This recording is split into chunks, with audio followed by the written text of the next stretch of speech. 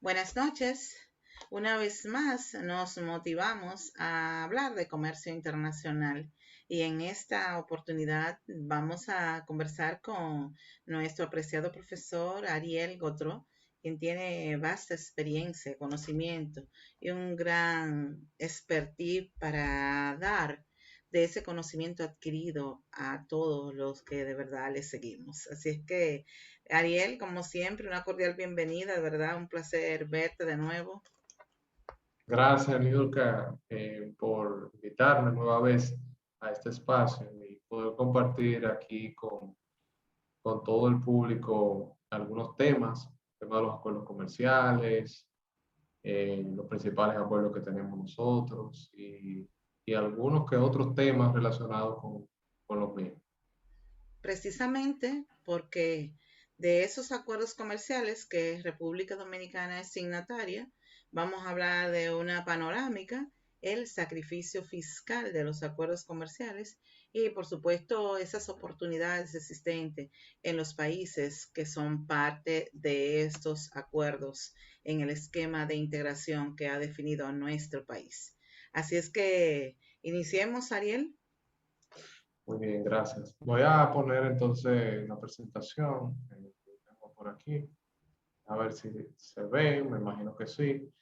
Eh, Sí, sí, perfectamente. la voy a poner en pantalla aquí.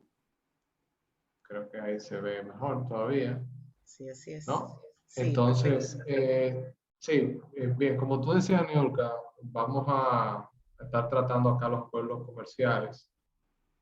Yo voy a hacer una pequeña anécdota. Eh, Hace, bueno, unos años atrás, 15 años atrás, yo cuando comencé a trabajar para el gobierno, para el Estado. Mi primer trabajo fue eh, la implementación del DERECAFTA, que es el acuerdo comercial que tenemos con Estados Unidos, con Centroamérica. Y yo recuerdo que de entrada, bueno, yo tenía mucha teoría, conocía toda la parte teórica, que la OMC, etcétera.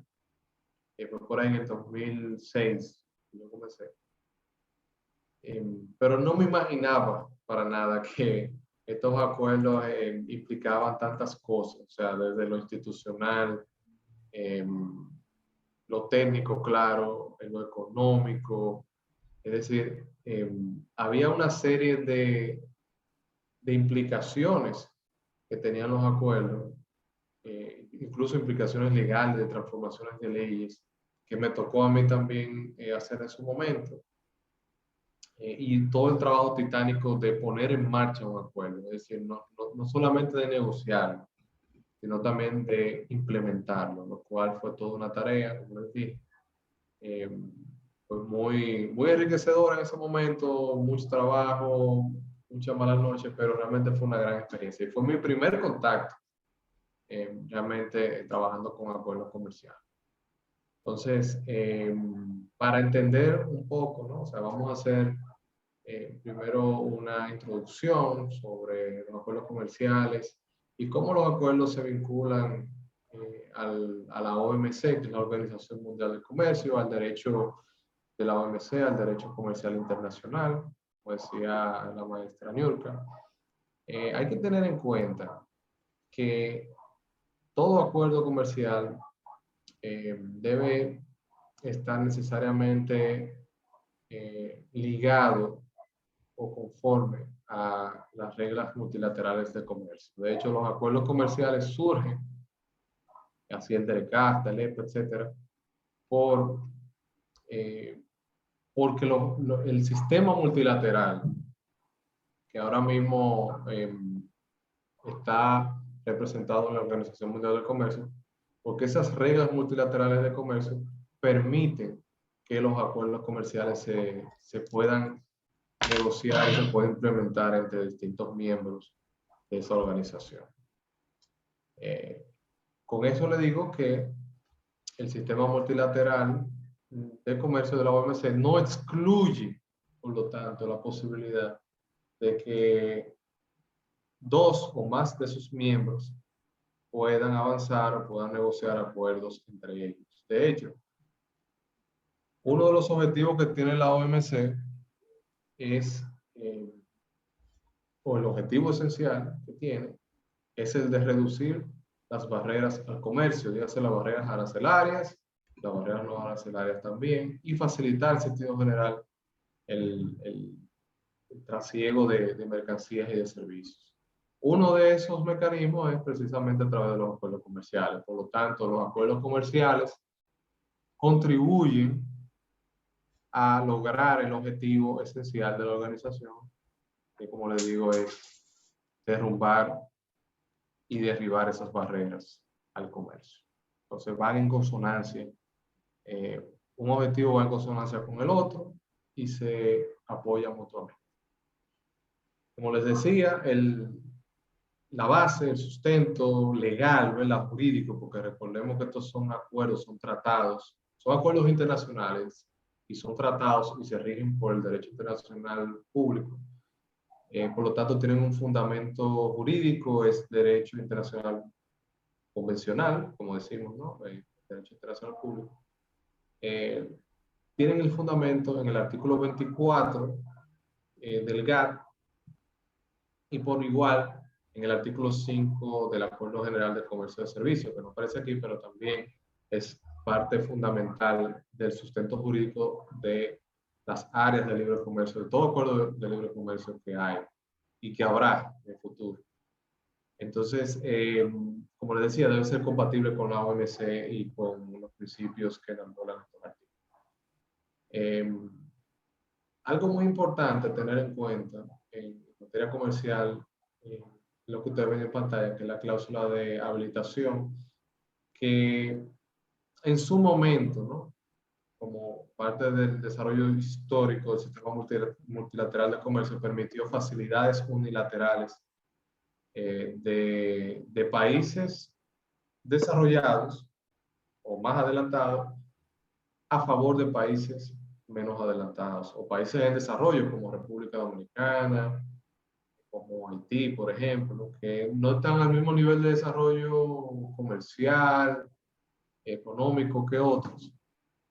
Sin embargo, con estas cláusulas y con este trato especial y diferenciado que todavía existe hoy en día, se facilita el que los miembros, sobre todo miembros en países en desarrollo nuevos, puedan ingresar a la OMC, pero también facilita que puedan negociar acuerdos comerciales, porque estos tratos especiales y diferenciados también se transportan a los acuerdos comerciales. Por ejemplo, en el DERECAFTA, como se negoció, permite o se permitió que los países de Centroamérica y República Dominicana pudieran negociar con Estados Unidos, que era el país más adelantado en este caso, que Estados Unidos diera un mayor nivel de preferencia, es decir, que Estados Unidos no abriera la mayoría de su mercado de manera inmediata. Sin embargo, nosotros que somos los países en desarrollo, no teníamos que darle ese mismo tratamiento a Estados Unidos. O sea, en ese caso, se nos permitió un calendario de grabación mayor, ¿verdad? Para nosotros poder prepararnos, ¿verdad? 15, 20 años, etcétera, de grabación para nosotros poder ajustarnos a esa competencia, ¿verdad? A poder competir con esas importaciones que venían de un país más desarrollado. Entonces, es prácticamente lo mismo. Lo que existe en la OMC se pasa también a los acuerdos comerciales de otra forma, ¿no? O sea, los países lo negocian, en este caso, negocian de manera bilateral cómo van a hacer esa desgravación y cuáles son también los rubros, los productos que van a ofrecer el libre comercio, cuáles van a excluir del libre comercio y cuáles van a otorgarle algún tipo de preferencia. Niurka, Sí, ciertamente tiene la mano levantada.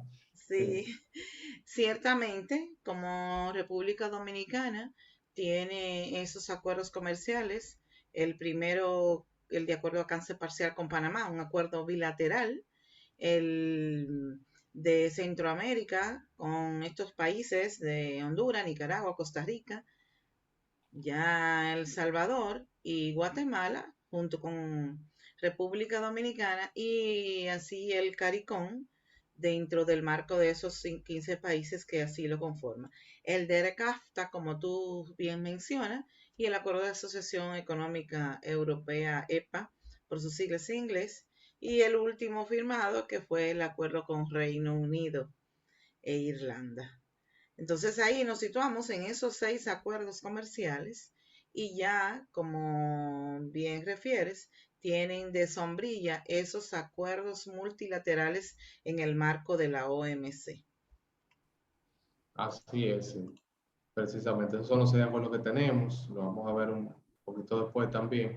Entonces, para aquí cerrar ya esta idea con el tema de la OMC, para que vean que cómo, mejor dicho, se relacionan los principios que están en el sistema multilateral de la OMC con lo que encontramos en los acuerdos comerciales. Son prácticamente lo mismo, porque recuerden que todo acuerdo comercial surge de la OMC. Entonces, vemos en acuerdos comerciales los principios y las cláusulas, por decirlo así, centrales que están en la OMC, en el GATT, son las que también aparecen en los acuerdos comerciales. Por ejemplo, el trato de nación más favorecida, el trato nacional, ¿verdad? El trato no discriminatorio, entre otros. O sea, también estos se transportan a los acuerdos de libre comercio porque son esenciales para que, no solamente para el funcionamiento de la Organización Mundial de Comercio, sino también para el funcionamiento de ese esquema preferencial, porque si no contiene estas cláusulas o estos principios, entonces se pueden producir algún tipo de distorsión. Por ejemplo, si un acuerdo comercial no tiene NMF, entonces una preferencia que otorgue un miembro de ese acuerdo a otro que no forma parte del acuerdo, entonces no tendría que dársela automáticamente a los miembros del acuerdo. Entonces ahí se crearía una distorsión, ¿no? Por ejemplo. Entonces, para esos casos es que se incluye ese tipo de cláusulas, lo mismo para el trato nacional y otros. Es bueno recalcar acá que las ventajas preferenciales de los acuerdos comerciales solamente se le dan, se mantienen dentro de lo que es el esquema comercial. Es decir, que si los miembros en un TLC reducen aranceles y acuerdan acceso al mercado en términos más favorables que la OMC, no tienen que otorgarle ese tratamiento a los miembros de la OMC y no están violando tampoco el principio de trato de nación más favorecida de la OMC, porque precisamente la OMC y el GATT establecen que una de las excepciones al principio de NMF y a cualquier otra obligación en la OMC son los acuerdos comerciales. O sea, lo que está en los acuerdos solamente se aplica para los miembros del acuerdo y no implica bajo ninguna circunstancia un menoscabo a los derechos de los demás miembros. O sea, eso es algo que hay que tener en cuenta. Bueno, esto ya lo habíamos, parte lo habíamos tratado. Lo que sí aquí, algo importante, Nurka y demás, es el tema de la desgravación arancelaria. En los acuerdos comerciales, al igual que en la OMC, existen diferentes métodos de desgravación arancelaria. Esas desgravaciones, esas metodologías entran en juego al momento de negociar. Cuando se está negociando un acuerdo, lo primero que se hace es que bajo qué modalidad nosotros vamos a negociar los productos, si es una lista positiva, si es una lista negativa, si vamos a listar cada uno de los productos que se van a incluir en el acuerdo, o si vamos sencillamente a listar las exclusiones y todo lo demás, todo lo que no está incluido se incluye, etcétera. Pero también hay que ver el tema de cómo vamos a reducir los aranceles. Si va a ser, eh, por ejemplo, una reducción uniforme, o si van a haber canastas, o si vamos a utilizar otro tipo de metodología, que si la fórmula suiza, por ejemplo, que es una metodología de reducción y de armonización de aranceles, o si vamos a utilizar otro mecanismo, ¿no? Generalmente las negociaciones se hacen bajo esa modalidad de canasta. Eso fue lo que se hizo en el DERECAFTA, donde existen canastas A, B, C, D, E, F, etc. Y cada una de ellas tiene una modalidad distinta de cómo se van a reducir los aranceles. Adelante, Lili. Ciertamente, Ariel, en el marco de las negociaciones hay que considerar que se realizó con el convenio del Sistema Armonizado de Codificación y Designación de Mercancía, que en ese momento de la negociación de ARECAFTA, precisamente, y del mismo acuerdo EPA, se estaba utilizando la nomenclatura de la tercera enmienda, y ya cuando vino a ponerse en vigor dentro del marco de su aplicación, ya se aplicaba la cuarta enmienda y hubo que hacer esas adecuaciones. Además que se negoció el universo de los productos que están incluidos dentro de ese arancel de la tercera enmienda y que han sido contemplados en el calendario de desgravación que muy bien tú has referido. Así mismo es. El tema aquí, bueno, es precisamente cómo cada país va a reducir.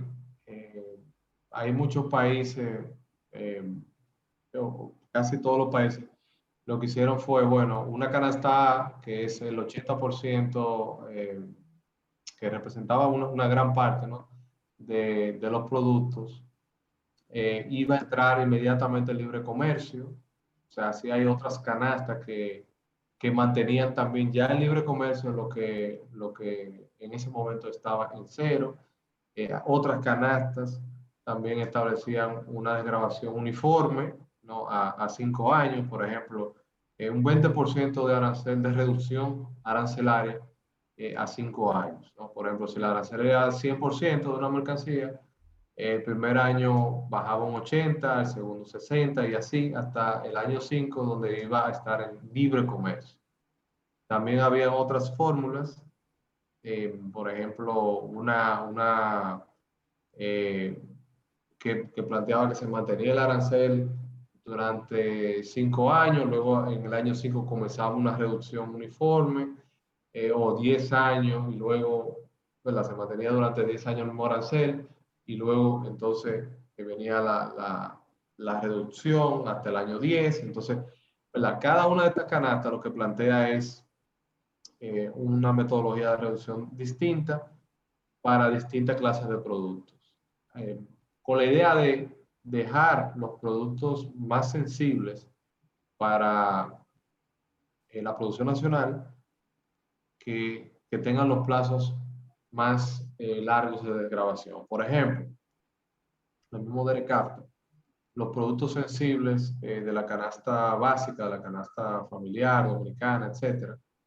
el arroz, el pollo, la habichuela, todo lo que uno se come todos los días, tienen un plazo más amplio, ¿no? O sea, están en una canasta que tienen que más de 20 años, 25 años, 30 años. Por ejemplo, el arroz, que ahora es un producto eh, muy sensible, el arroz, eh, está todavía en desgravación. O sea, y ya estamos hablando de que el DERECAFTA entró en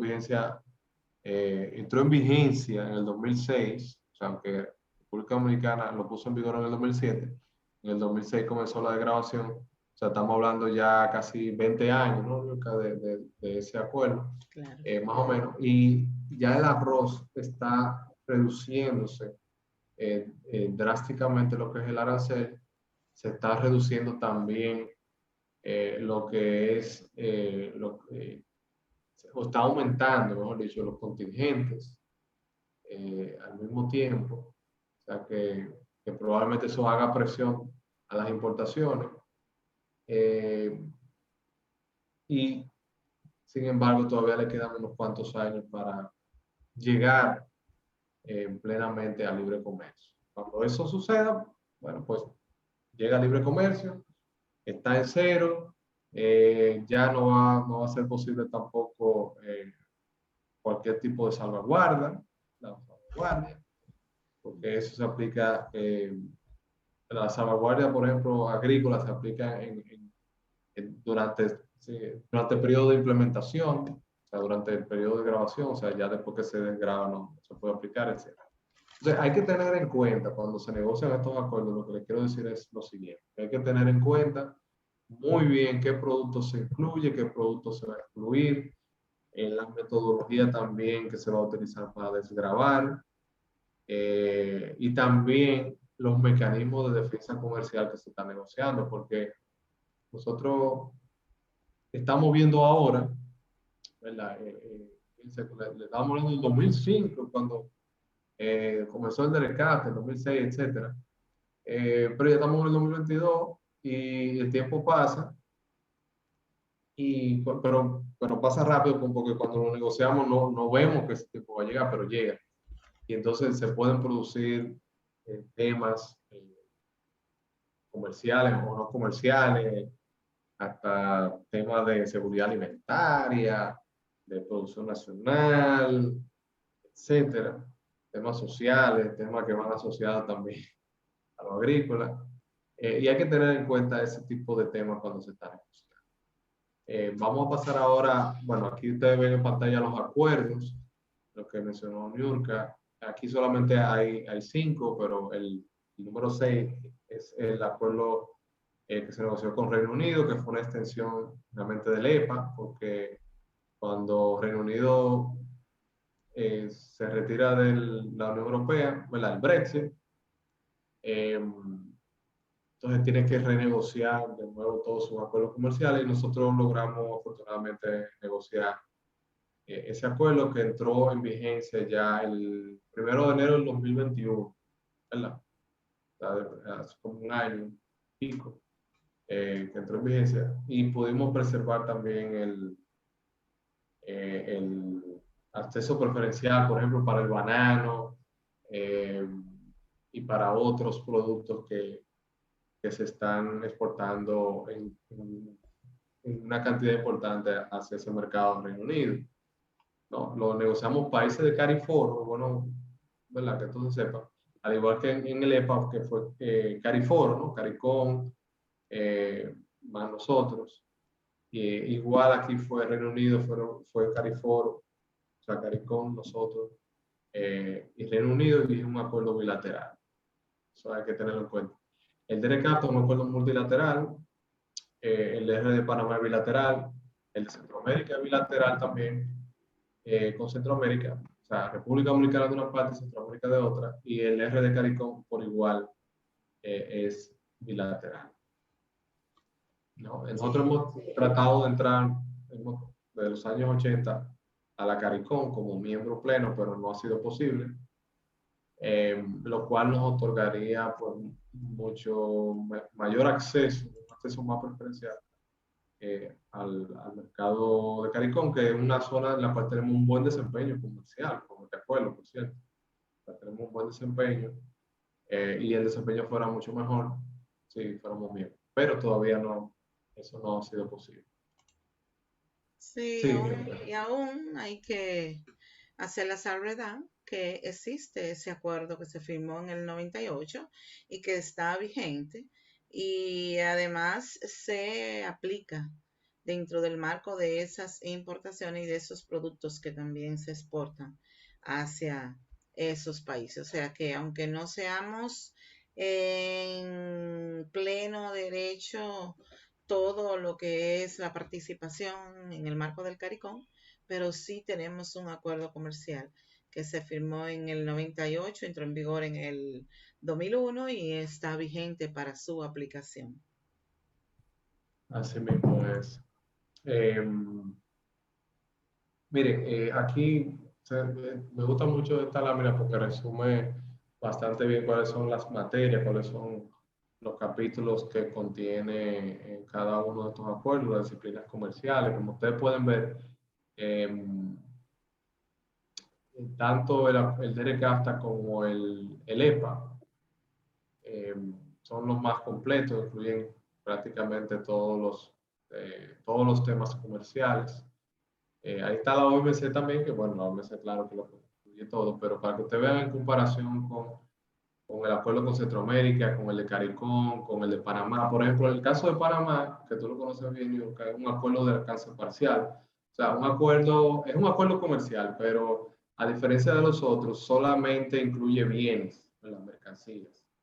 No incluye servicios, no incluye compras gubernamentales, no incluye nada. O sea, solamente incluye bienes, eh, incluye tres listas, ¿no? Una vía Panamá, una vía dominicana, una de doble vía. Eh, son listas, es una lista positiva, o sea, solamente los productos que están ahí. Por eso cuando se ha querido renegociar ese acuerdo es para aumentar la lista de los productos, ¿no? Es un esquema interesante porque ese fue, digamos, el primer acuerdo que comenzó a negociarse. Todavía nosotros estábamos aprendiendo a negociar, en eso fue los años 80, etcétera. Eh, y bueno, Panamá es un país interesante desde muchos puntos de vista porque Panamá es una de las economías de mayor crecimiento en el hemisferio. Es un país que apenas el sector industrial eh, ha ido creciendo en los últimos años. Es una economía de servicios, mayormente basada en servicios y en algo de agricultura, pero es uno de estos acuerdos que nosotros podemos sacarle mucho provecho, que se ha intentado renegociar, que se ha intentado expandir las listas, ¿no? Por diferentes motivos no se ha podido. Yo tuve la oportunidad una vez de participar en un esfuerzo de ampliar esa lista, pero no pudo ser. Eh, pero bueno, uno no sabe si en el futuro se pueda, o ya sea ampliar la lista o ampliar el esquema, ¿no? Tal vez un acuerdo eh, de libre comercio, no lo sabe. Eh, porque Panamá, como les digo, Panamá es un país, claro, sin subestimarlo mucho, pero una economía basada en servicios. O sea, ellos tienen el canal, etcétera. Eh, pero o sea, no es una economía así industrializada al nivel que tenemos nosotros, de industria, zona franca, etc. Pero eso podría cambiar también.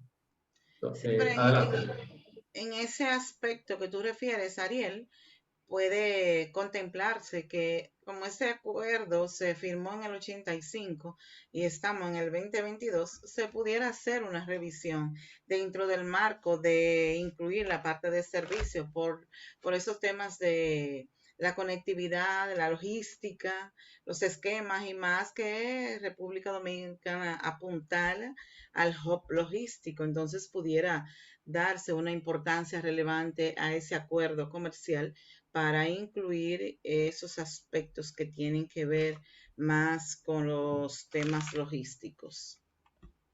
Sí, bueno, eso pudiera ser. De hecho, ahora tenemos mucho acercamiento político, comercial, o sea, una buena coyuntura eh, con Panamá en el marco de la Alianza para el Desarrollo en Democracia, que es algo que también impulsamos de allá de Cancillería. Eh, ambos también jefes de estados eh, tienen una buena relación, Nito Cortizo y el presidente Abinader, pero es algo que uno no pudiera negar o pudiera descartar que en el futuro evidentemente pudiera hacerse. Dicho sea de paso, si tomamos en cuenta la historia, ¿no? Lo que tú dices, Luca, el histórico de acuerdos que hemos negociado, salvo el acuerdo con Reino Unido, que realmente fue, no podríamos decir que es un nuevo acuerdo, sino que es sencillamente una extensión de lo que ya teníamos en el EPA. ¿verdad? Porque Reino Unido era parte del EPA. Desde el 2008, 2009, República Dominicana no ha vuelto a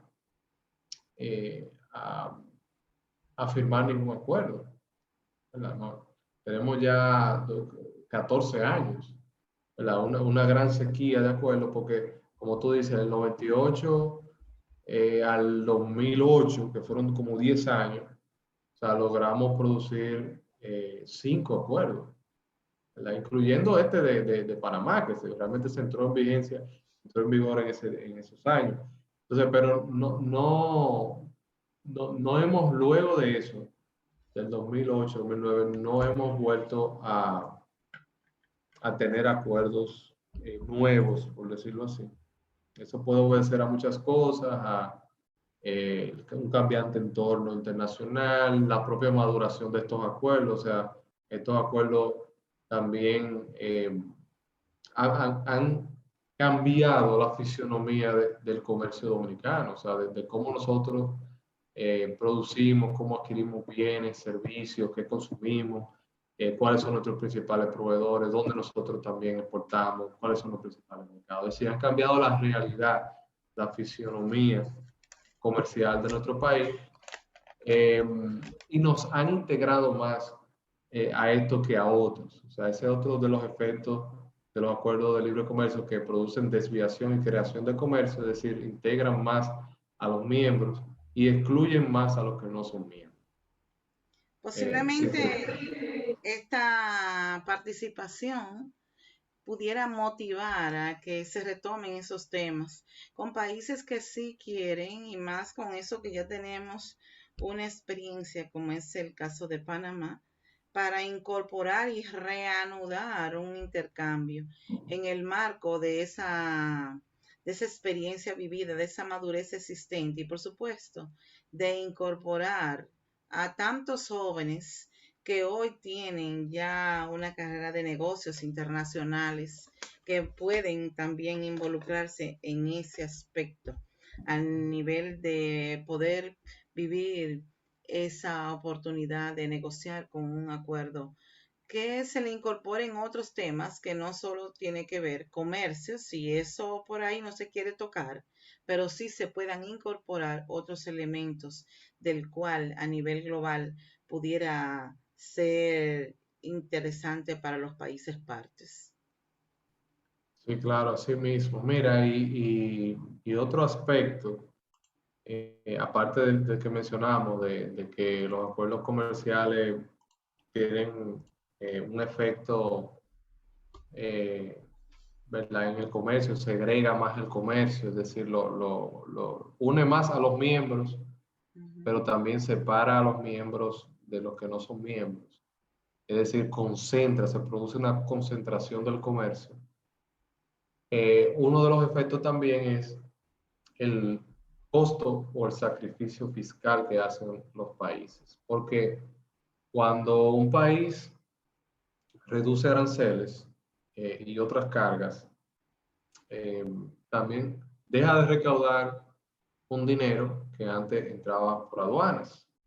Y uno puede pensar, bueno, que eso es para eso es que está el acuerdo. Si no es para reducir aranceles, ¿para qué? Pero tiene un costo y un sacrificio que los países lo sienten. O sea, eh, aquí en República Dominicana, por ejemplo, a principios del siglo XX y casi en no en la primera mitad, pero las primeras 3 o 4 décadas, los principales ingresos del país fueron de aduanas. Fueron ingresos, o sea, los ingresos de aduanas sostenían y hasta pagaban la deuda pública, sostenían el presupuesto y servían para pagar la deuda pública, a tal punto de que nosotros nos invadieron, los americanos, y tomaron no invadieron porque por unas deudas, ¿verdad?, que no se pagaron, pero también se cobraron de las aduanas, es decir, de las mismas aduanas que eran también que traían eh, bienes para empresas americanas que procesaban y todo eso. Pero bueno, la cuestión es que ese sacrificio fiscal que incurren los países tiene también un efecto en la recaudación. En el caso de la República Dominicana, yo encontré algunos datos, algunos estudios. Encontré uno de Hacienda que dice que en los primeros 6 meses de entrada en vigencia del DERECAFTA, es decir, para el 2007, porque el DERECAFTA entró en el marzo del 2007, es decir, el primer semestre, el sacrificio fiscal fue de 1.200 y pico millones de pesos en ese año, ¿verdad? 2007. Después encontré otro estudio del SENA, que es un organismo regional, pero decía que República Dominicana para el 2014 había dejado de percibir 1.500 millones de pesos al año por concepto de reducción de aranceles en el TERECAFTA. O sea, es una cifra más o menos parecida a la que decía Hacienda, pero esta decía 1.500 millones de pesos. Y fueron 7 años después, o sea, más o menos 6, 7 años después. Pero supongamos, ¿no? Como dicen los economistas, supongamos que eso se ha mantenido, ¿verdad? En el tiempo, ceteris paribus, o sea, no ha habido ningún cambio ni nada. Estaríamos hablando de 1.500 millones de pesos. Eso, bueno, evidentemente ahora mismo eso no sería tan considerable en lo que es el presupuesto de la nación, que el presupuesto son más de 200.000 millones, me parece que son tantos números que uno no lo sabe ni pronunciar. O sea, es como el 0 y pico, 0% de lo que es el presupuesto. Pero de las recaudaciones, sí, ya serían un poco más, serían como un 2 o 3 por ahí más o menos. De las recaudaciones de DGI, creo que me parece que fue que vi la cifra. Un sacrificio, bueno, notable, pero es parte de lo que es la implementación de un acuerdo. Los mismos sacrificios lo hacen en Estados Unidos, los mismos sacrificios lo hacen los demás socios que también están en el acuerdo. Sí, yo. Sí, así mismo es. O sea, el acuerdo que se vaya a aplicar en el marco de cumplir con los requisitos establecidos, los criterios de origen y demás, pues definitivamente se afecta el gravamen y al momento de que ese gravamen se reduce parcial o total según el calendario de desgravación, pues definitivamente eso es un ingreso que deja percibir el Estado dominicano que se convierte en un sacrificio fiscal.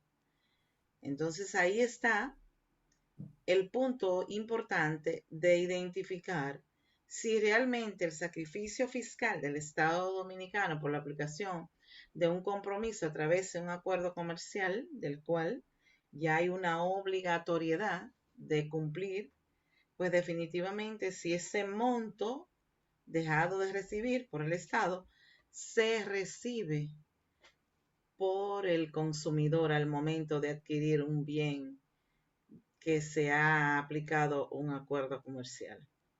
Ahí es que está el dilema. Sí, sí, exacto. Es como un costo de oportunidad, ¿verdad? Como dicen los economistas. Por un lado, tú ganas acceso al mercado eh, y puedes exportar más, puedes tener mayores ingresos y tú puedes también grabar las ganancias, o sea, tú puedes traspasar ese costo fiscal que tú dices a las empresas exportadoras que se están beneficiando de eso, o puedes pasarlo a otra cosa, o a la población, o un impuesto indirecto, o un impuesto a la renta, lo que sea. ¿Qué es lo que han hecho los países? Los países que ven que se reducen sus ingresos fiscales, de aduana, etcétera, lo que hacen es, o sea, no se quedan sin ese dinero, lo buscan por otro lado. Tratan entonces de, eh, de grabar otro renglón, ¿verdad? Pero le buscan la vuelta. Fíjense, esos 1.500 millones de pesos que hacen falta del DERECAFTA, probablemente lo buscaron de otro. Y eso es solamente del DERECAFTA, porque recuerden que tenemos 5 acuerdos más O sea que probablemente el sacrificio fiscal sea mucho más elevado, o sea, probablemente sea del doble, si tenemos en cuenta Europa, y si tenemos en cuenta Reino Unido, lo que sea, eh, probablemente sea mucho mayor, 3.000 millones o 2.000 y pico, qué sé yo. Pero ese dinero, como tú dices, es parte del costo, ¿no? O sea, es parte del precio de admisión que tiene que pagar un país para ingresar en el área de libre comercio. O sea, eso es así. Y de hecho, eh, los esquemas que existían anteriormente de preferencias unilaterales, por ejemplo, en el caso del EPA, nosotros antes del EPA teníamos el acuerdo de los médicos, de los MES, sí, precisamente, de los MES, que era En lo preferencia mes. unilateral. Y antes del DERECAFTA teníamos la cuenca del Caribe, eso ya desapareció. Eh, por lo tanto, nosotros debemos también hacer ese sacrificio. Antes lo hacían los otros, Europa, Estados Unidos, ahora también los compartimos.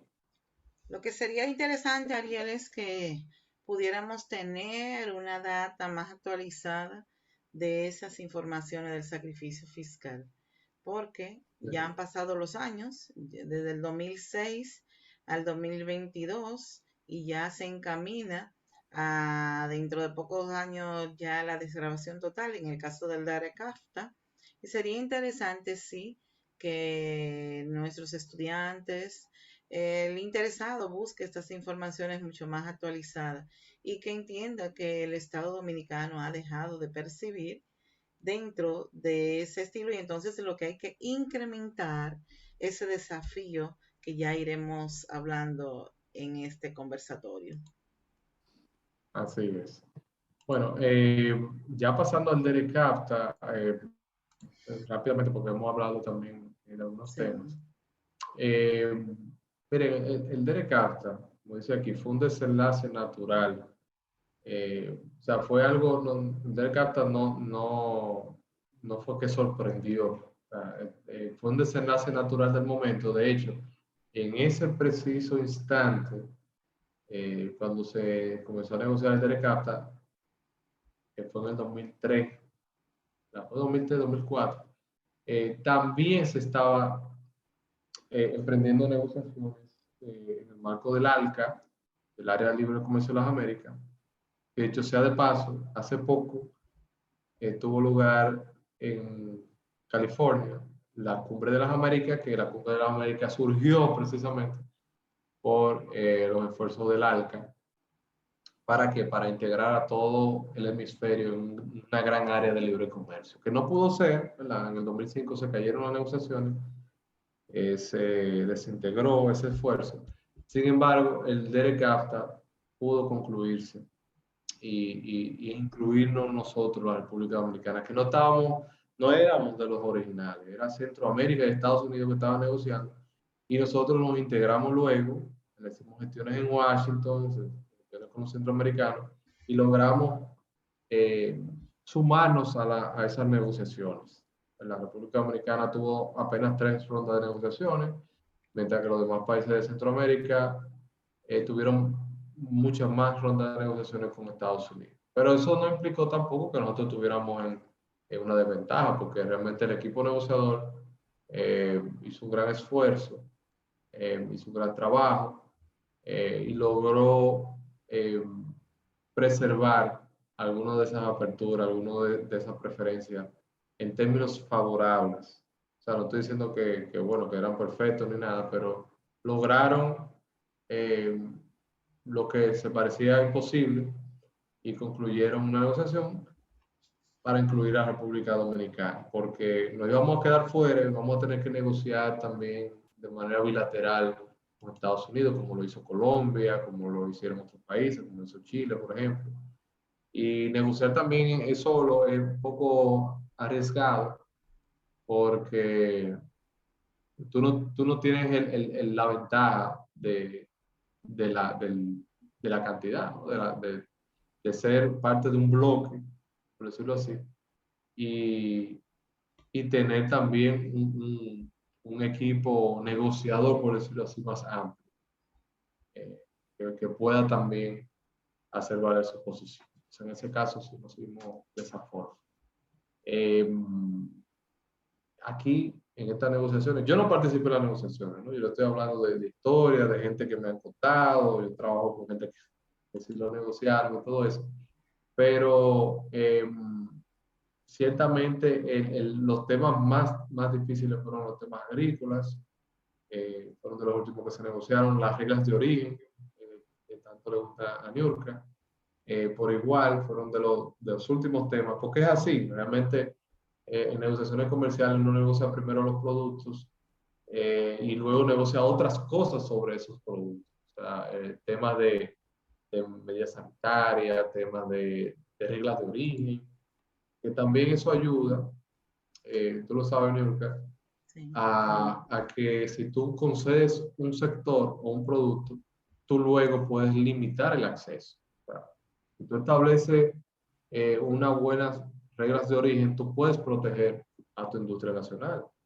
¿verdad? De la misma forma que tú lo haces si excluye de la negociación un producto o si logras negociar un arancel eh, más favorable con un periodo más largo de grabación. O sea, hay formas de tú, con la regla de origen, eh, proteger un sector o por lo menos preservarle algún tipo de garantía. Eh, ¿Tú me ibas a decir algo, Nil? Sí, es así, definitivamente el equipo negociador, que en ese momento no había mucha experiencia en negociaciones, entiendo que tuvieron un buen desarrollo y que las entidades, tanto el Ministerio de Relaciones Exteriores con la Comisión Nacional de Negociaciones Comerciales, la DICOEX por la parte de la Administración de los Tratados y las demás entidades, principalmente la DGA, jugaron un rol de adecuación, de avanzar, de ponerle atención, porque de verdad que fueron temas que se pusieron rápidamente a la vanguardia en el tiempo de que había que darle esa iniciativa de entrada en vigor de ese acuerdo, sobre todo ese multilateral que es el que nos hace referencia al DARCAFTA. Evidentemente que en todos los lineamientos dados nos adaptamos rápido y definitivamente salimos a camino. Hemos avanzado en esa parte. Ahora lo que está no es un asunto de ver, es que ya tenemos un acuerdo, un compromiso, ya sabemos que existe un sacrificio fiscal, pero existen también esas oportunidades, Ariel, que tienen esos mercados. Y ahí es Sí, que tenemos que enfocarnos. exactamente. Así como tú lo dices, las oportunidades, creo que las oportunidades son más que las amenazas. Vamos a ver algunas de estas oportunidades. Yo la tengo por acá. Eh, Esta parte, bueno, ya lo hemos hablado, así que le voy a dar un poco más hacia adelante para llegar ahí. Eh, a los países, los antecedentes, todas las cosas que hemos hablado. Esto es parte de la historia. Eh, Inclusive en todo ese ajá. proceso, nosotros tuvimos asistencia por la USAID en el marco del DERECAFTA para las capacitaciones en función de los temas de facilitación de comercio, de origen sobre todo. Fue muchas las veces que se dio talleres sobre ese aspecto. Y en el marco del EPA, pues hubo el programa ISPRI, que se dio mucha capacitación y a todos los sectores dentro del marco de la Comisión Nacional de Negociaciones Comerciales, que está el sector privado y el sector gubernamental. Así mismo, o sea, toda esa asistencia y la que vino también después, pues yo estaba en la implementación de Trade Capacity Building, la cooperación que hubo para nosotros adaptarnos, es decir, nosotros, todos los países, los centroamericanos, nosotros, etcétera, nos tocó esa parte, esa ayuda, sobre todo proveniente de Estados Unidos y otros organismos multilaterales, para adecuarnos a nosotros, a la realidad de competir de tú a tú con Estados Unidos. O sea, no estábamos, era nosotros entre nosotros.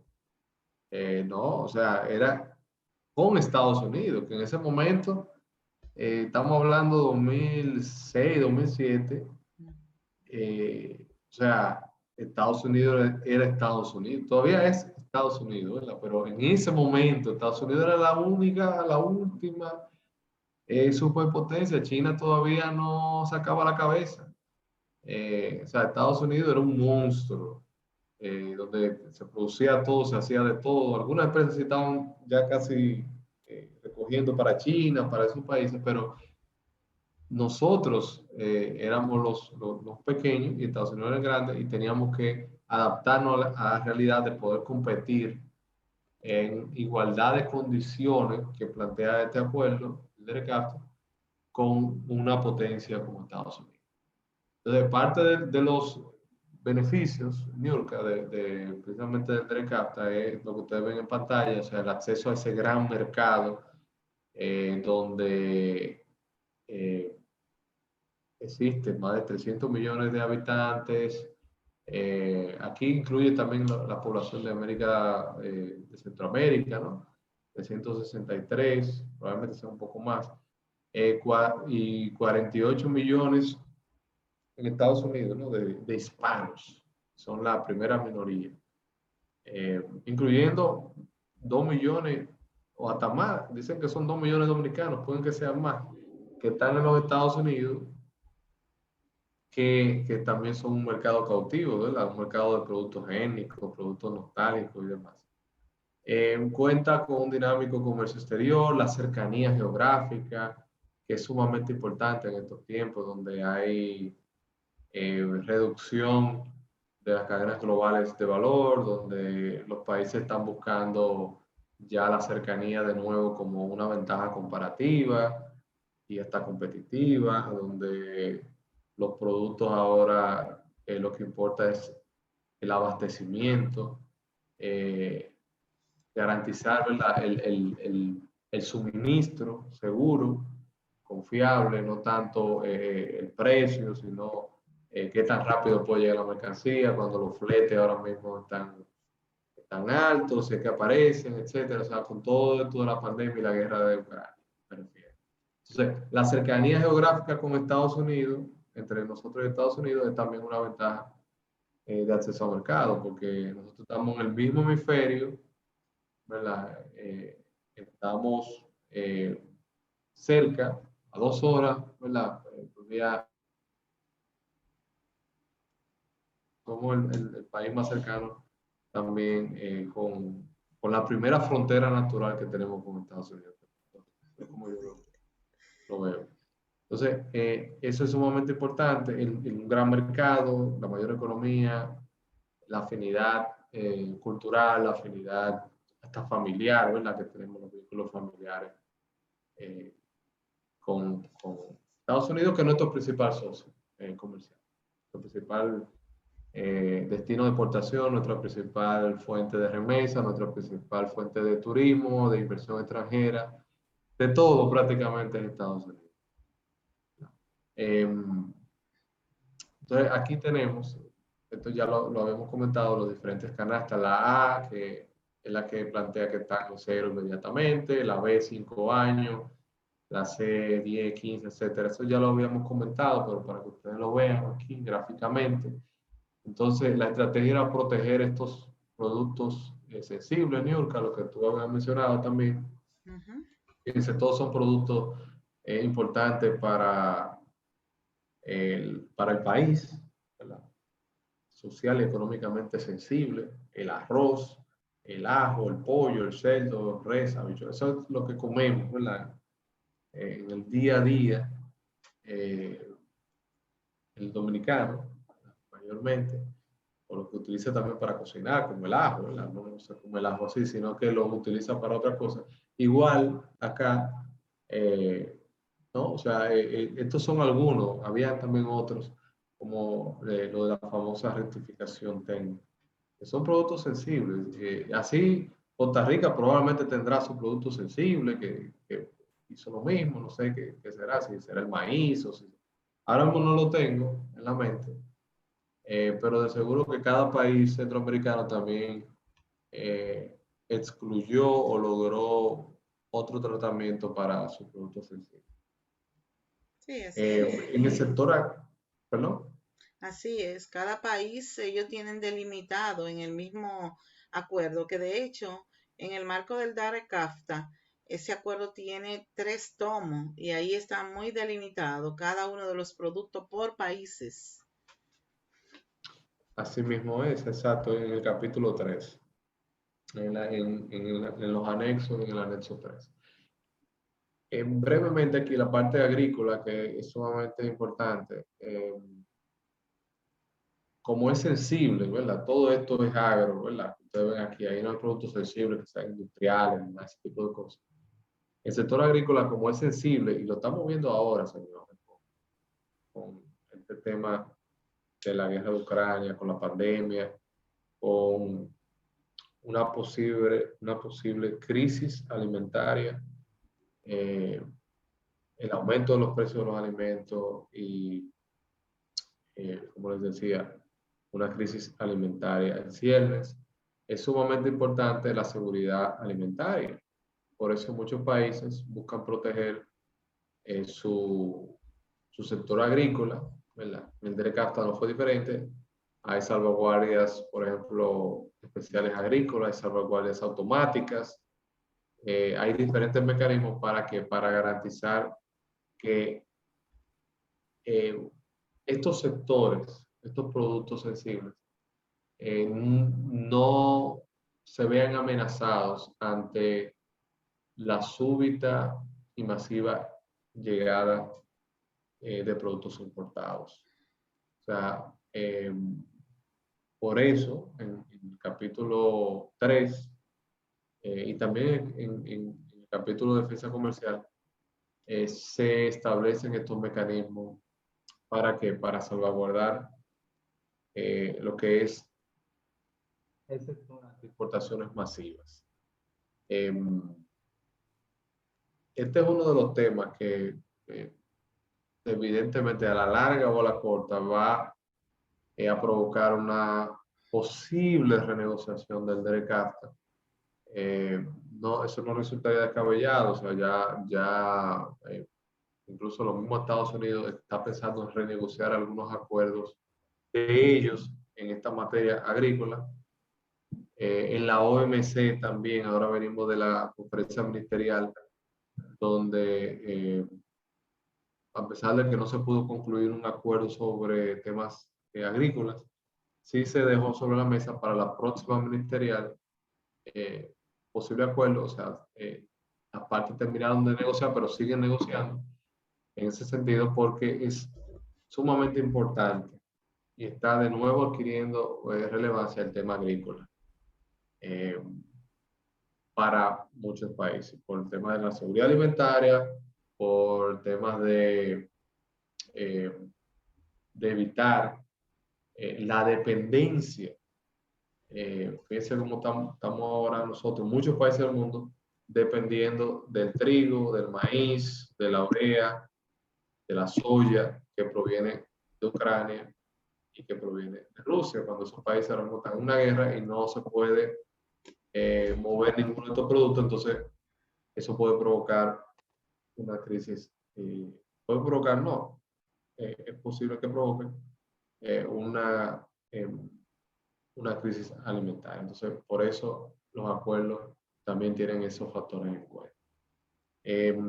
Ya esto lo voy a ir pasando, estoy sencillamente recalcando lo que ya ustedes saben de los productos sensibles, cómo tienen un amplio periodo de protección, cómo también tienen altos aranceles.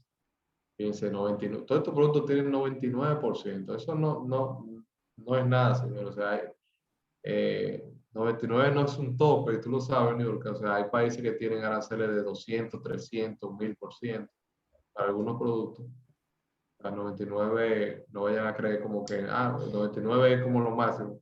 Pero sí, en el caso de nosotros, la rectificación técnica logramos aumentar los contingentes en la OMC, o sea, perdón, nuestro arancel consolidado, ¿no? Nuestro arancel consolidado en 99 para los productos más sensibles de la canasta básica dominicana, pero todo eso se ha ido reduciendo con el DERECAFTA,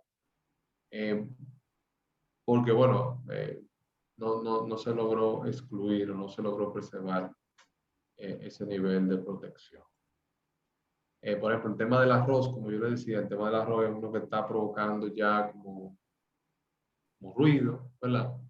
Porque se está desgravando. Entonces aquí ustedes saben que hay una industria de arroz y que el arroz no es cualquier cosa, ¿verdad? El arroz, el dominicano no come trigo, por ejemplo. O sea, aquí no se come trigo. Porque es un sustituto del arroz, pero no, el maíz aquí tampoco se produce en cantidades importantes, que pudiera hacerlo, porque tenemos las condiciones eh, atmosféricas, tenemos el clima a favor, etcétera, pero no se produce, no sé por qué no se produce maíz, se importa mucho maíz, pero no se produce. Y lo que sí se produce mucho arroz, que es intensivo en algunos recursos limitados, como agua, ¿verdad? Por ejemplo, entonces eso también se ve amenazado por el cambio climático y otros factores. Entonces, el sector de arroz, del productor de arroz, es uno que ahora mismo muestra preocupación por el tema de las importaciones. Que aunque son mínimas, porque el 97% de todo el arroz que se consume en el país, el 97% se produce localmente y solo el 3% se importa, principalmente de Estados Unidos. El sector eh, entiende, parte del sector entiende eh, que hay preocupación, ¿no? por la desgravación. Senior. Sí, eso es un tema de interés y se ha debatido en muchas ocasiones porque en la medida que avance el calendario de desgravación del DARE-CAFTA, se entiende que la producción doméstica, la producción local de arroz puede tener sus efectos. Sin embargo, si tú vas a la góndola del supermercado, cualquiera que escuche este conversatorio, se identifica y coge una muestra de un arroz de diferente marca con una unidad de medida de 10 libras, de 5 libras, puede fácilmente identificar que ese arroz es producido en RD y envasado en RD. O sea que mayormente el arroz que vemos en las góndolas de los centros de expendios es producido en nuestro país, República Dominicana. Bien, es cierto que se importa, pero nosotros tenemos que saber que en la medida que estos acuerdos van haciendo sus aplicaciones dentro del compromiso existente en el calendario de desgravación, pues igual nosotros podemos aprovechar eso como una alternativa de buscar unas oportunidades en otros mercados donde no produzcan arroz. O sea que definitivamente nosotros podemos ver, mirar más allá de la nebulosa que nos espera en función de esa capacidad productiva que tiene República Dominicana, que es uno de los países fortuitamente que goza de esos recursos naturales para producir de todo tipo de producto agrícola. Así mismo es. Bueno, tengo ya solamente algunas cosas acá que recalcar. Eh, no voy a abundar aquí mucho de la implementación, yo creo que ya eso lo tocamos. Eh, bueno, aquí está el tema que a ti te gusta, el tema de las reglas de origen. Eh, Quizá tú puedas darnos un poquito más de luz sobre eso como experta. Pero en resumen, aquí en el DERECAFTA hay todo un capítulo, que es el capítulo 4, me parece, si no me equivoco, que es el de regla de origen. Eh, y, y esencialmente, bueno, tiene un anexo también, ahora que recuerdo, el capítulo 4, establece estos mecanismos que ustedes ven acá. Primero, si una mercancía es obtenida enteramente, es decir, en su totalidad o no, en el país de origen es originaria. Por ejemplo, los animales vivos, como caballo, pollo, etcétera, si se produce, es decir, si nace en un país, si nace en República Dominicana, pues tiene origen dominicano. Ese, por poner un ejemplo, o puede haber un cambio de partido o cambio de clasificación arancelaria también, ¿verdad? En ocasiones cuando se transforma esa materia o cuando hay una parte, se le incorpora, que el valor de contenido que tenga, etcétera. También eso se puede tomar en cuenta eh, para determinar el origen. También el DERECATA permite, como ustedes ven, que haya acumulación de origen y de insumos y de productos de la parte del acuerdo y de otra parte del mundo, siempre y cuando cumplan con determinado porcentaje. Es decir, no puede ser que de China tú traigas el 50% o el 70% y le agrega aquí el 25% y ya por eso es originario de la región. O sea, debe haber un componente mayor de la región y menor del mundo para que pueda cumplir, entre otras formas. Sí, es Sí, importante. Es importante conocer los criterios de origen al momento de decidir comprar y en uno de los países partes, porque todos estos que tú has referido, que muy bien lo contempla el DERCAFTA en el 4, en el capítulo 4, y el EPA en el protocolo 1, pues definitivamente vale la pena identificar que antes de adquirir el producto debe conocer si de verdad cumple con los criterios para que puedan aplicarle esa preferencia arancelaria que contemplan esos acuerdos comerciales. Sobre todo, el tema de acumulación de origen y el valor de contenido regional, el salto arancelario y todo esto.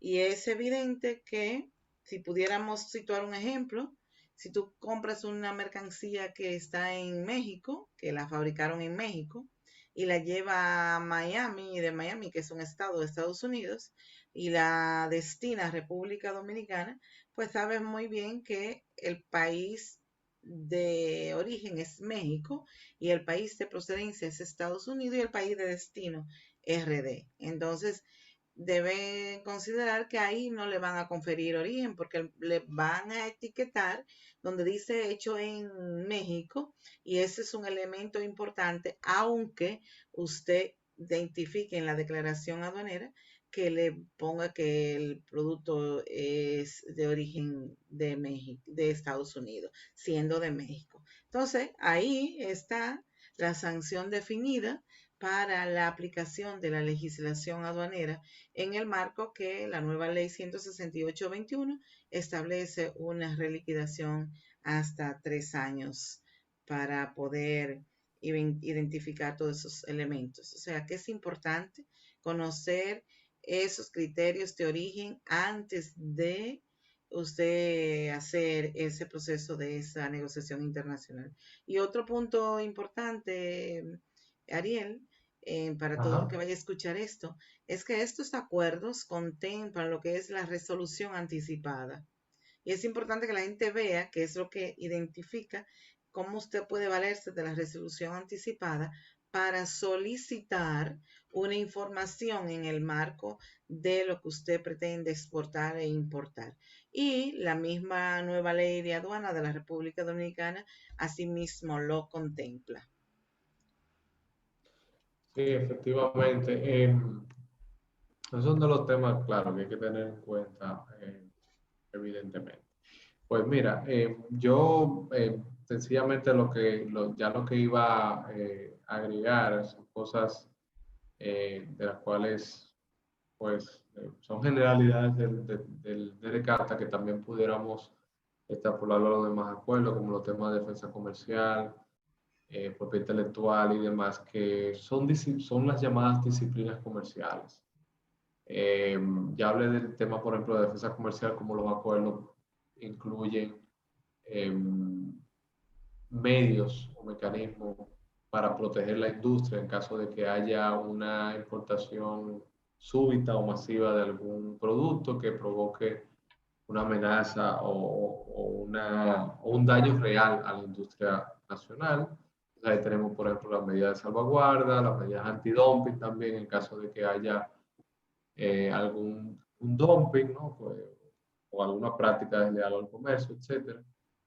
El, el, los temas de propiedad intelectual también, los temas, por ejemplo, el caso del DERECAFTA, comercio de servicios, compras gubernamentales también, que para abrir los mercados de contratación pública, para bienes, servicios y obras. También comprende temas medioambientales, temas laborales, también comprenden una gran gama de temas, incluyendo también acá, que ven en pantalla, que es solución de controversias. En el DERECAFTA, particularmente se incluye dos mecanismos diferenciados. Uno que es el del capítulo 10, que es el capítulo de inversión del DERECAFTA, donde se incluye un mecanismo de solución de controversias para las inversiones, para las controversias entre inversionistas extranjeros y los estados que son parte. Y en el capítulo 20 del DERECAFTA se incluye un mecanismo de solución de controversia Estado-Estado.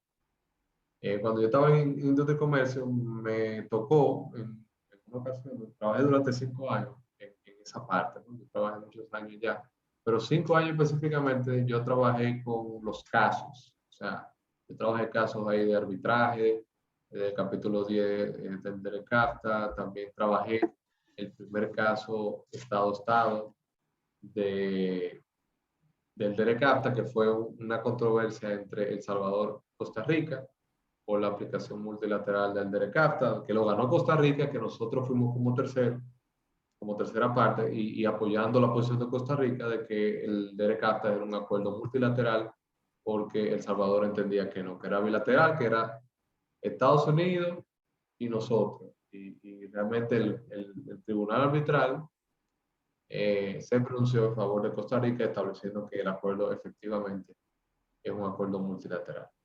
Entonces, eso para que ustedes vean que precisamente en este acuerdo, al igual que en la OMC, que la OMC tiene su propio sistema de solución de controversias, hay que incluir estos capítulos porque, como tú sabes, Niurka, el objetivo de un acuerdo comercial es reducir aranceles. Se supone que las partes se pusieron de acuerdo en cómo lo van a hacer, cuáles son las reglas que tienen que seguir, y así en lo demás, ¿no? En regla de origen, en agrícola, en aduanero, en propiedad intelectual y todo, pero cuando una parte no cumple su compromiso o viola lo que dice el acuerdo, entonces hay que hacer algo, ¿verdad? Claro. Tú tienes que entonces buscar la fórmula de cómo solucionar esa controversia, entonces por eso se incluye aquí el capítulo 20. Es mejor tenerlo que no tenerlo, y yo siempre digo que eso es esencial, es una parte esencial de todo acuerdo. Y qué bueno que el DERECAFTA también lo incluye. Entonces, las partes se pueden ir ya sea por el capítulo 20, como ustedes ven acá, o pueden optar por irse a la OMC. En la OMC hay un sistema de solución de controversia, pero ¿qué pasa? En el DERECAFTA tú tienes la ventaja de que primero, no es el mismo procedimiento de la OMC, o sea, la OMC es un proceso ya un poco más institucionalizado. Eh, Hay decisiones que la toman todos los miembros de la OMC, se pueden meter personas que, o sea, personas, digo, socios o miembros de la OMC que no son parte de este acuerdo de libre comercio, se pueden meter como terceros, pueden buscar cosas donde no lo han llamado, mejor dicho, ¿verdad? O sea, como que llega una persona a una fiesta que tú no lo invitaste, ¿verdad? ¿Qué tiene que estar buscando aquí? Esto es un acuerdo entre unos cuantos países, no, solamente le importa a estos países. Entonces, en muchas de estas controversias los países optan por el mecanismo interno de los acuerdos precisamente para que las cosas se queden dentro del acuerdo, ¿verdad? Que no se involucren partes que no forman, que no son Que miembros no del estén acuerdo, integradas. estén integrados, pero siempre tienen la posibilidad de irse por la OMS. Es así. Pero lo más recomendable es que se vayan por aquí porque los plazos son más reducidos, eh, las fases también son diferentes. Aquí, por ejemplo, interviene los buenos oficios de la Comisión de Libre Comercio, ¿verdad? Hay consultas igual que en la OMC, hay 60 días de consulta, igual que en la OMC, pero luego de las 60 días de consulta, el caso, antes de llegar al tribunal arbitral, va a la Comisión de Libre Comercio, que son todos los ministros de Comercio y de Economía de los países de RECAFTA, donde se busca una mediación y si no funciona, entonces van al tribunal arbitral, que es como un panel, ¿verdad? Es lo mismo que un Claro. grupo especial en la OMC. Y la decisión que se rinde al final también es de la misma naturaleza, no es un laudo arbitral, o sea, no es una condena monetaria ni nada, sino una unas recomendaciones. De que se recomienda a la parte. Ahora, si no cumple con esas recomendaciones, se puede solicitar la suspensión de beneficios y otras medidas, ¿no? Para que la parte pueda compensar ese daño comercial. Entonces, eh, yo creo que hasta acá, bueno, hablando de los desafíos, pero yo creo como que creo que esto ya es pasado, que está. Realmente, Sí, miren, el principal desafío para, yo hablando, ¿verdad? Aquí, ¿no? Conociendo un poco sobre esto. El principal desafío del derecho CAFTA y por decirlo así, de todos los acuerdos comerciales, es, eh, es el que encontramos nosotros, no al principio, no en la negociación, sino ya cuando estos acuerdos están entrando, por decirlo así, a estos productos que son sensibles, a estos productos que son esenciales, que son los productos que tú dices, no, en 20 años, 25 años, pero llegan esos 25 años. Entonces, cuando llega ese tiempo, es que comienzan, ¿no? Las situaciones. Uno parece que uno piensa como que el tiempo nunca, y los plazos nunca se van a cumplir, pero todos los plazos se cumplen, decimos los abogados, o sea, todo el tiempo llega el tiempo para todo. Entonces, eh, ante eso, ante ese reto, ante ese desafío, lo recomendable es que los países vayan preparándose, vayan desde el año 1, no del año 10, que nos quedan 10 años todavía, no, del año 0, del año 1, comenzar a establecer mecanismos de adaptación, de resiliencia, mecanismos que logren posicionar ese sector que mañana va a estar compitiendo solo, que va a estar libre de comercio, hacerlo más fuerte, más robusto, más competitivo. Eso es lo que manda el libro. De hecho, el periodo de grabación, y tú lo sabes, Nurka, es precisamente un tiempo que se te está dando. O sea, te doy tantos años para que no es para que el sector se proteja durante ese tiempo, sino para que el sector se adapte. Entonces, ese es el gran reto que tenemos por delante.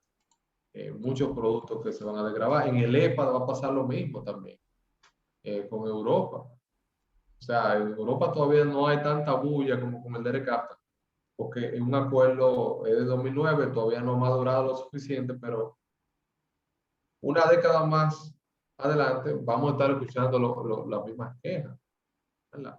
Que, ay, que se va a acabar, que el mundo, que el EPA, que esto. Y siempre lo vamos a hacer, o sea, siempre cuando negociemos otro acuerdo. Esa es una de las causas también eh, que ha provocado que no negociemos nuevos acuerdos, ¿verdad? Porque entonces, como no podemos adaptarnos a lo que tenemos, entonces no negociamos nuevos, pero eso tiene o sea, hay un componente ahí eh, complicado, por decirlo así, y por igual hay un costo de oportunidad y un beneficio que estamos dejando de percibir al no negociar nuevos acuerdos eh, por esa misma razón. O sea, eh, se salvaguardan algunos sectores, o más o menos se salvaguardan, sin embargo, pérdida de acceder a otros mercados, de crecer nuestras exportaciones y de obtener mayores beneficios. Esa es una de las realidades. Newcastle. Sí, que de hecho hay que entender que los países, y tenemos uno de referencia que ha aglomerado y se ha insertado en el tema de los clústeres, de esos grupos, en vez del individualismo, pensar en el colectivismo y así poder encarar esa realidad para aprovechar esas oportunidades, porque nosotros pues, tenemos de referencia el mismo Costa Rica en el marco del cooperativismo, que han podido salir hacia adelante con pequeños productores que sí han dado esa oportunidad de integrarse entre sí y formar ese colectivismo para poder exportar ese tipo de productos que ellos de manera individual no lo se daban cuenta, pero de manera colectiva, que igual yo digo, otros países podemos ver esas experiencias que son fructíferas. Así es. Bueno, maestra, eh, bueno, hasta aquí he concluido mi Sí, intervención. No sé si hay algún espacio ahora sí, de sí, deja preguntas, de, si hay algún tipo de posibilidad y dentro también de lo posible intentaremos responder a sus inquietudes. claro que Echamos sí. unos minutos eh, Sí, para sí puedes ver dejar esa de parte. compartir la presentación, Ariel, y nada más. Sí, Son dos sí, preguntas.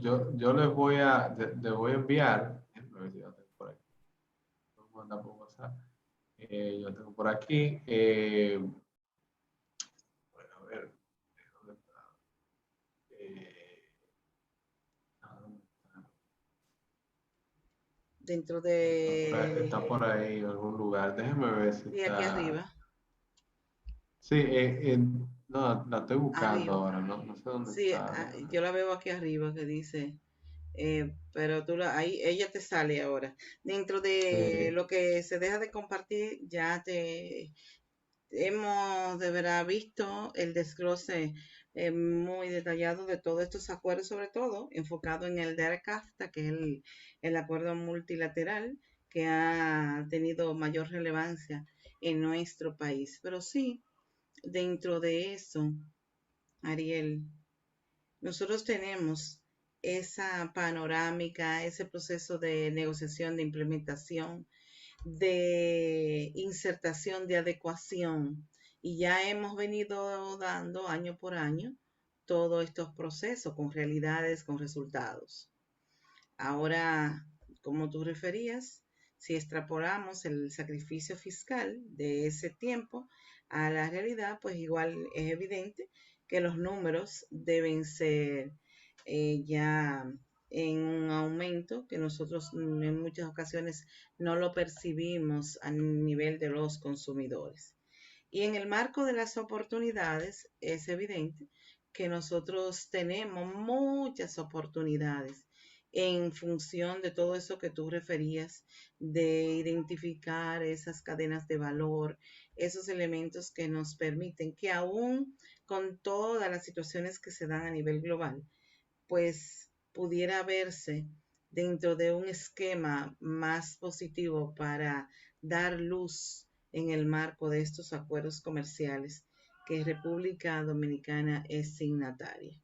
En ese contexto, Ariel, ya para finalizar, pudiéramos puntualizar algunas oportunidades para algunos sectores de nuestro país. Bueno, en el contexto actual, ¿verdad? Porque tenemos que verlo así. Mira, yo creo que sí, yo creo que nosotros pudiéramos, sobre todo en un contexto eh, de mucha volatilidad, de inflación, de incertidumbre y de, como les mencionaba, de, una, de un dislocamiento de las cadenas globales de valor, de mercados más cercanos a los centros de producción y de la búsqueda de cadenas de suministro más resilientes, nosotros pudiéramos muy bien aprovechar esa coyuntura, que es mala, ¿verdad? Pero pudiéramos verlo también como una oportunidad en el sentido de que nosotros podemos convertirnos en un gran suplidor de estos mercados. O sea, podríamos ser ese gran suplidor de algunos insumos críticos a los Estados Unidos. Por ejemplo, ¿qué sucedió ahora con la pandemia? Cuando estalló la pandemia, no aparecían en ningún lugar, no solamente aquí, en Estados Unidos tampoco, mascarillas, guantes, manitas limpias, cosas así, elementos básicos para la salud de las personas no aparecían porque los países que sí producían esas cosas no lo querían exportar, lo querían para para su propia población, ¿verdad? Eso dio con China, con Alemania, otros países. No querían venderlo a nadie. Es razonable, ¿verdad? Porque primero ellos y después, ¿verdad? Primero su población, primero mis nacionales, mis, Mis ¿verdad? Mis objetivos. votantes, mi gente, y después lo otro. Entonces, eso muy bien pudiéramos nosotros aprovecharlo ahora, ¿verdad? Ahora que la pandemia está bajando, que tenemos conflicto en Ucrania, pero está bajando la pandemia y nosotros aprovechar eso y atraer mayores inversiones, pues mira a exportar esos productos a Estados Unidos y Europa posiblemente. Ha ido sucediendo, de hecho hay empresas como Gildan, hay empresas, otras empresas de zonas francas y demás, que han aumentado la producción, su presencia en la República Dominicana a raíz de la pandemia y ya somos un gran suplidor de pruebas de COVID y de otras enfermedades también a los Estados Unidos, porque se han dado cuenta también ellos de que somos un socio, podemos ser un socio estratégico, estamos cerca, somos una democracia, compartimos valores comunes, etcétera. Y tenemos también el DERECAFTA, o sea, también tenemos el acceso preferencial a ese mercado. Tenemos todas las condiciones para aprovecharlo. Entonces, yo entiendo que hacer un esfuerzo en ese sentido, que de hecho lo está haciendo ahora mismo el gobierno, de posicionarnos a nosotros como un hub logístico, pero también como un lugar en donde estos partners, estos socios con Estados Unidos pueden establecerse y replicar eso mismo con Europa, ¿no? O sea, hacerle también hacer ese mismo esfuerzo para que los europeos, que ven mucho ahora, los europeos, muchas empresas están igual en China o están en África o están en otros lugares, también vean aquí a República Dominicana como un socio. Yo entiendo que eso es lo que nosotros podemos hacer. Excelente, comparto contigo totalmente ese enfoque en función de que en esa nublosa que el mundo se encuentra, República Dominicana con esa fórmula de inversión, producción y abastecimiento de otros mercados, pues definitivamente pudiéramos avanzar y aprovechar todas esas oportunidades que hay más allá y más con estos acuerdos comerciales. Para el cierre, una palabra, Ariel. Bueno, agradecerte, Niurka, amiga, colega, por esta invitación, este espacio, y a todos los que nos están viendo desde donde nos estén viendo. Invitarlos a que continúen con el espacio de la maestra, de todos estos temas, y por igual que estén atentos a la evolución de los acuerdos comerciales que tenemos, que vean las principales preocupaciones que hay con el DERECAFTA, con el EPA, y que bueno, que también veamos no solamente lo malo, sino que podamos ver lo positivo, las oportunidades que podemos sacar, que seamos creativos, ¿no? O sea, yo creo que es una de las mejores, de los mejores abordajes que podemos hacer en estos momentos. Sacar de donde no hay, ser creativo, darle vuelta a las situaciones, porque el mundo ahora mismo necesita también soluciones y propuestas creativas para salir adelante. Excelente, excelente, de verdad. Nada más dejo de grabar y finalizamos. Y entonces ahí lo que sí quiero ya agradecerte, evidentemente, es siempre el aporte y esa apertura que tú tienes. Así es que tenemos que continuar. Un abrazo, Ariel. Nada más tomarte una foto ahí para que quede. Y Gracias, gracias. sí, definitivamente, para poder montarla